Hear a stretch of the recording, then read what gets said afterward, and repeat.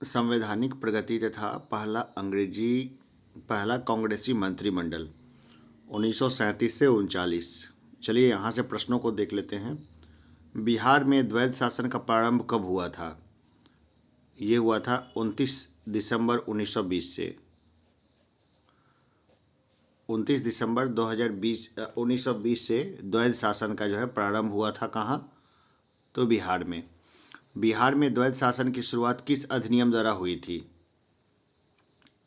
1919 के government of India act के तहत हुई थी। बिहार में द्वैध शासन प्रारंभ होने के समय बिहार के गवर्नर बने तो ये थे सत्येंद्र प्रसन्न सिन्हा। प्रथम भारतीय गवर्नर थे तो ये थे सत्येंद्र प्रसन्न सिन्हा। बिहार से अलग कर उड़ीसा को नया प्रांत बनाया गया तो ये बनाया गया 1936 में। ये 1935 के भारत शासन अधिनियम द्वारा उड़ीसा को बिहार से पृथक कर नया प्रांत बनाया गया था। 1935 के अधिनियम के अनुसार बिहार विधानसभा के चुनाव हुए तो ये हुए 22-27 जनवरी 1937 को। विधानसभा के चुनाव में कुल मतदाताएं 24,12,229 थी। 24,12,229 मतदाता थे। 1937 के बिहार विधानसभा चुनाव में कांग्रेस की कुल कितनी सीटें प्राप्त हुई थी? तो देखिए, कुल सीटें जो प्राप्त हुई थी वो थी 98। खड़े किए थे उन्होंने 107 और 98 प्रत्याशी उनके जीते थे, यानी बहुत अच्छे बहुमत से वो लोग जीत गए थे। 1937 के बिहार विधानसभा चुनाव कितनी जगहों पर हुए थे? तो हुए थे 152 पर।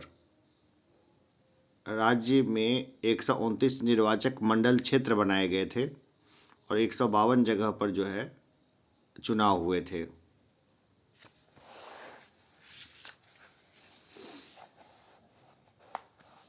उन्नीस के बिहार विधानसभा चुनाव के फलस्वरूप सरकार गठन के समय बिहार के राज्यपाल थे तो ये थे एम.जी. हैलेट।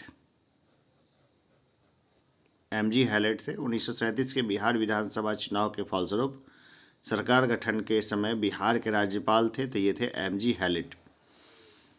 1937 के चुनाव के उपरांत बिहार में पहली सरकार बनाने वाले हैं तो ये है मोहम्मद यूनुस। ठीक है, राज्यपाल कांग्रेस नेता श्री कृष्ण सिंह को बुलाए थे, लेकिन हस्तक्षेप नहीं करने का वादा नहीं करने के कारण उन्होंने सरकार नहीं बनाई थी। बिहार के पहले भारतीय प्रधानमंत्री हैं तो यह है मोहम्मद यूनुस। अल्पमत की सरकार थी और उस समय प्रांतीय सरकार के प्रधान के लिए प्रधानमंत्री का ही पदनाम प्रयुक्त होता था। मोहम्मद यूनुस मुस्लिमों के इंडिपेंडेंट पार्टी चुनाव में दूसरी सबसे बड़ी पार्टी के सदस्य थे। मोहम्मद यूनुस जो हैं मुस्लिमों के इंडिपेंडेंट पार्टी चुनाव में दूसरे सबसे बड़ी पार्टी के सदस्य थे। पहला भारतीय मंत्रिमंडल बिहार में संगठित हुआ तो ये हुआ 1 अप्रैल 1937 को। बिहार राज्य में ही पहला भारतीय मंत्रिमंडल संगठित हुआ था। ये महत्वपूर्ण है कि बिहार राज्य में ही पहला भारतीय मंत्रिमंडल संगठित हुआ था। बिहार में पहले कांग्रेसी मंत्रिमंडल का गठन कब हुआ था? तो ये हुआ था 20 जुलाई 1937 को। 20 जुलाई 1937 को बिहार में पहला कांग्रेसी मंत्रिमंडल का गठन किनके नेतृत्व में हुआ? तो ये हुआ था श्री कृष्ण सिंह के नेतृत्व में। श्री कृष्ण सिंह बिहार के पहले कांग्रेसी प्रधानमंत्री यानी मुख्यमंत्री थे। उस समय मुख्यमंत्री को प्रधानमंत्री ही कहा जाता था। बिहार के कांग्रेस मंत्रिमंडल ने अपना त्यागपत्र राजबंदियों के मामले को लेकर कब दिया था? तो ये दिया था 15 फरवरी 1938 को। राजबंदियों की रिहाई के आदेश के उपरांत बिहार मंत्रिमंडल ने अपना त्यागपत्र वापस ले लिया था। द्वितीय विश्व युद्ध में इंग्लैंड की सरकार द्वारा भारत को युद्ध में शामिल करने के विरोध में बिहार मंत्रिमंडल ने त्यागपत्र दिया था तो ये दिया था 31 अक्टूबर 1939 को। इसके विरोध में सभी प्रांतों की कांग्रेस सरकार ने त्यागपत्र दे दिया था।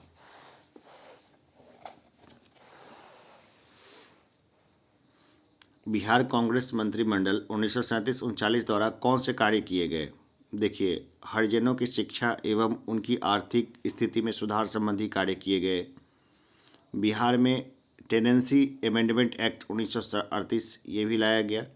बंदियों की रिहाई कई पुस्तकों एवं प्रकाशनों पर से प्रतिबंध की समाप्ति, केटी शाह की अध्यक्षता में बिहार पुनर्गठन समिति की स्थापना, ये सारे कार्य हुए थे 1937 से 1939 के बीच में बिहार कांग्रेस मंत्रिमंडल के द्वारा। अखिल भारतीय मुस्लिम लीग का 26वां अधिवेशन 26 दिसंबर 1938 को संपन्न हुआ। तो ये संपन्न हुआ था पटना में। इसकी अध्यक्षता मोहम्मद अली जिन्ना ने की थी। 1937 में बिहार में कुछ स्थानीय मुस्लिम पार्टियों का विलयन मुस्लिम लीग में हुआ। इनमें कौन सी पार्टी सम्मिलित नहीं हुई थी? तो बिहार इंडिपेंडेंट पार्टी सम्मिलित इसमें नहीं हुई थी। बिहार इंडिपेंडेंट पार्टी नहीं आई थी। यूनाइटेड मुस्लिम पार्टी और अहरार पार्टी मुस्लिम लीग में चली गई थी। किस वर्ष उड़ीसा बिहार से पृथक हुआ? देखिए, ये हुआ 1936 में। किस वर्ष उड़ीसा बिहार से पृथक हुआ था? तो ये हुआ था 1936 में। बिहार में निर्वाचित लोकप्रिय सरकार सर्वप्रथम बनी थी। तो ये सर्वप्रथम बनी थी 1937 ईस्वी में। 1937 के चुनाव में मुस्लिम लीग के टिकट पर कितने मुसलमान बिहार राज्य की विधानसभा में चुने गए? देखिए, कोई नहीं चुना गया, ठीक है ना। 1937 के चुनाव में मुस्लिम लीग के टिकट पर कोई मुसलमान बिहार में नहीं चुना गया था। रेगुलेटिंग एक्ट के प्रावधानों के अंतर्गत बिहार के लिए एक प्रांतीय सभा की स्थापना हुई थी। तो ये हुई थी 1774 में। बिहार में व्यक्तिगत सत्याग्रह को देखते हैं। बिहार में व्यक्तिगत सत्याग्रह कब शुरू हुआ? ये शुरू हुआ 28 नवंबर 1940 को। बिहार में व्यक्तिगत सत्याग्रह के प्रथम सत्याग्रही थे, तो ये थे श्री कृष्ण सिंह, पहले मुख्यमंत्री जो रहे थे, जिनको प्रधानमंत्री कहा जाता था, तो पहले सत्याग्रही थे। अब देखते हैं भारत छोड़ो आंदोलन को 1942 से आज़ादी तक। डॉक्टर राजेंद्र प्रसाद को 9 अगस्त 1942 को गिरफ्तार करके भेजा गया। तो ये भेजा गया था बांकीपुर जेल में। जिलाधिकारी WG आर्चर ने डॉक्टर राजेंद्र प्रसाद को गिरफ्तार किया था। भारत छोड़ो आंदोलन के दौरान किसने सरकारी नीति के विरोध में महाधिवक्ता एडवोकेट जनरल के पद से त्यागपत्र दे दिया था? तो ये थे बलदेव सहाय। बलदेव सहाय ने महाधिवक्ता के पद से त्यागपत्र 1942 में दिया था। भारत छोड़ो आंदोलन के क्रम में पटना सचिवालय गोलीकांड हुआ था। तो ये हुआ था 11 अगस्त 1942 को। भारत छोड़ो आंदोलन के क्रम में 11 अगस्त 1942 को पटना सचिवालय में पुलिस गोलीकांड में मरने वाले छात्रों की संख्या है। तो 7 मरे थे उस समय। सतमूर्ति उन्हीं के नाम से है। तो पटना सचिवालय में यह गोलीकांड हुआ था, तो उसको सतमूर्ति बोलते ही हैं। तो यहाँ से याद रह जाएगा, 7 मरे थे, उनके नाम भी याद रह जाए तो बहुत अच्छा है। भारत छोड़ो आंदोलन के क्रम में पटना सचिवालय गोलीकांड में शहीद होने वालों में निम्न में से कौन शामिल नहीं थे? देखिए, सीताराम केसरी तो हो ही नहीं सकते हैं।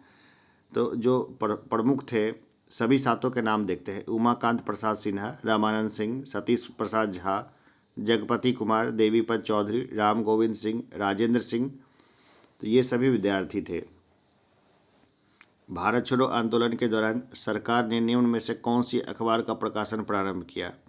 तो पटना न्यूज का। सरकार ने पटना न्यूज का प्रकाशन शुरू किया था। भारत छोड़ो आंदोलन के दौरान फुलेना प्रसाद श्रीवास्तव की मृत्यु झंडा फहराने के क्रम में पुलिस की गोली से कहाँ हुई थी? तो ये हुई थी सीवान में।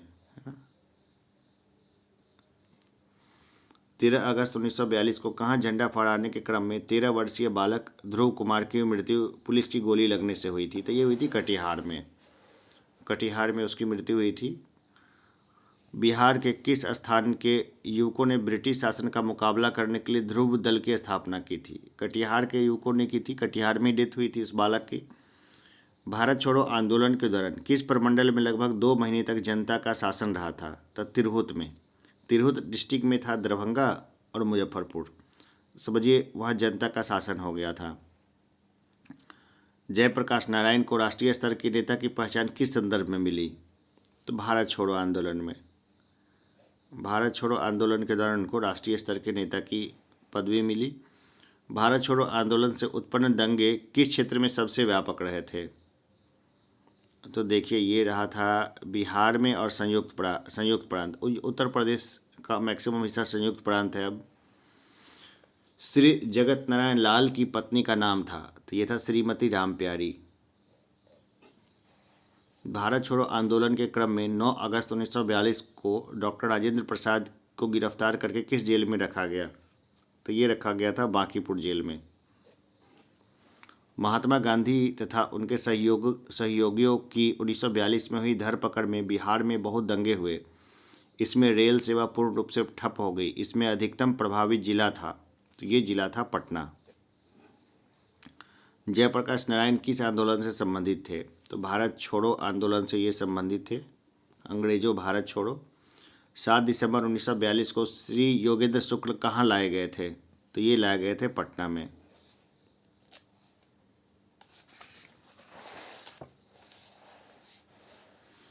डॉक्टर राजेंद्र प्रसाद की बहन थी, तो ये थी भगवती देवी। भगवती देवी डॉक्टर राजेंद्र प्रसाद की बहन थी। जगत नारायण लाल को किस जेल में भेजा गया? भेजा गया था बांकीपुर जेल में। अगस्त 1942 में कहाँ विमान दुर्घटना हुई जिसमें सवार 2 विमान चालकों को लोगों ने मार दिया था? तो ये हुआ था मुंगेर में। जयप्रकाश नारायण ने लोगों को गुरिल्ला युद्ध में प्रशिक्षित करने के लिए आज़ाद दस्ता का गठन किया था, तो ये किया था नेपाल में। नेपाल में ही आज़ाद दस्ता का अखिल भारतीय केंद्र तथा उसमें कुछ दूरी पर बिहार प्रांतीय कार्यालय बनाया गया था। आज़ाद दस्ता का गठन हुआ था, तो ये हुआ था, देखिए, तोड़फोड़ की कार्रवाई करने के लिए और युद्ध कार्यों में सरकार को बाधा पहुंचाने के लिए। भारत छोड़ो आंदोलन में बिहार में कौन सा दल सक्रिय था? तो ये था सियाराम दल। भागलपुर के सियाराम सिंह ने सियाराम दल का गठन किया था। इसने ही भागलपुर में एक आज़ाद दस्ते का गठन भी किया था। बिहार के लिए गठित आज़ाद परिषद के संयोजक थे, तो ये संयोजक थे सूरज नारायण सिंह। इस आज़ाद परिषद का गठन भारत छोड़ो आंदोलन के क्रम में हुआ था। बिहार में बिहपुर की घटना का संबंध है, तो ये संबंध है भारत छोड़ो आंदोलन से। बिहार में आज़ाद दस्ता सक्रिय रहा, तो भारत छोड़ो आंदोलन के दौरान सक्रिय रहा।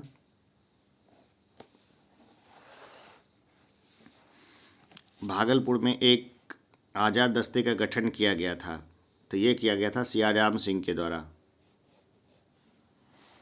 हम बहुत बड़ी भूल करेंगे यदि हम बिहार की जनता और उनके मंत्रिमंडल को लीग के नेताओं के हिंसक व असभ्य आक्रमणों के आगे आरक्षित छोड़ देंगे।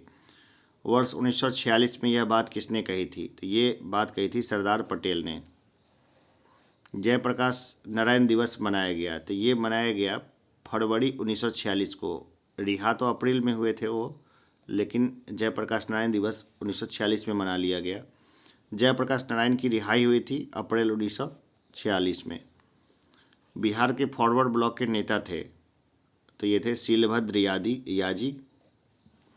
बिहार में 1946 में गठित कांग्रेस मंत्रिमंडल के सदस्य थे, तो देखिए अनुग्रह नारायण सिंह भी थे, डॉक्टर सैयद सहमूद भी थे, जगलाल चौधरी भी थे, तो उपयुक्त सभी इसका उत्तर होगा।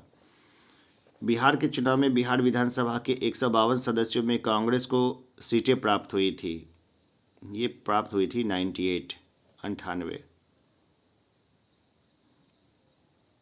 बिहार में 2 अप्रैल 1946 को किनके नेतृत्व में कांग्रेस ने अपना मंत्रिमंडल बनाया? श्री कृष्ण सिंह के नेतृत्व में बनाया। श्री कृष्ण सिंह बिहार के प्रधानमंत्री बने। उस समय मुख्यमंत्री को प्रधानमंत्री कहा जाता था।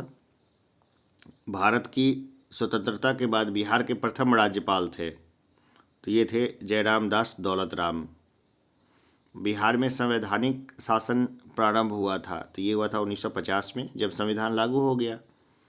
बिहार के कौन से राज्यपाल थे जिनका कार्यकाल स्वतंत्रता पूर्व से स्वतंत्रता बाद तक रहा था? तो ये थे जयराम दास दौलत राम। ठीक है, नहीं, काफ़ी दिन तक राज्यपाल रहे थे।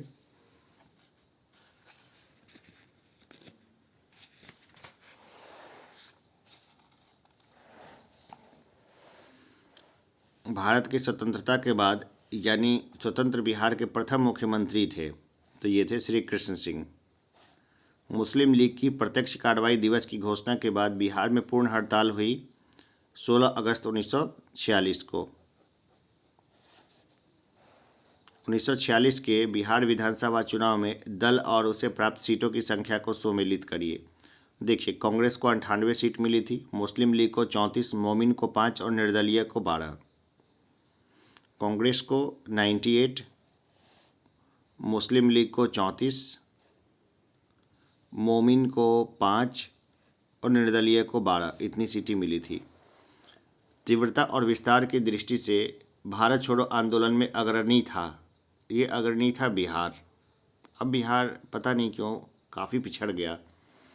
भारत छोड़ो आंदोलन के दौरान 11 अगस्त 1942 को सचिवालय पटना के समीप झंडा फहराने के क्रम में 7 छात्रों की मौत पुलिस की गोली से हो गई। इस छात्रों की जुलूस पर गोली चलाने का आदेश दिया था जिलाधीश, तो वो जिलाधीश था WG आर्चर ने। भारत छोड़ो आंदोलन के दौरान सारण में किसने पुलिस थाने को जला दिया था? तो जगलाल चौधरी ने जला दिया था। भारत छोड़ो आंदोलन के क्रम में गया के कुर्था थाने पर झंडा लहराने की कोशिश में मारे गए थे, तो श्याम बिहारी लाल ये मारे गए थे। 9 अगस्त 1946 को स्वतंत्र बिहार का संविधान बनाने के लिए संविधान सभा का सत्र किनकी अध्यक्षता में प्रारंभ हुआ था? तो डॉक्टर सच्चिदानंद सिन्हा की अध्यक्षता में हुआ था ये।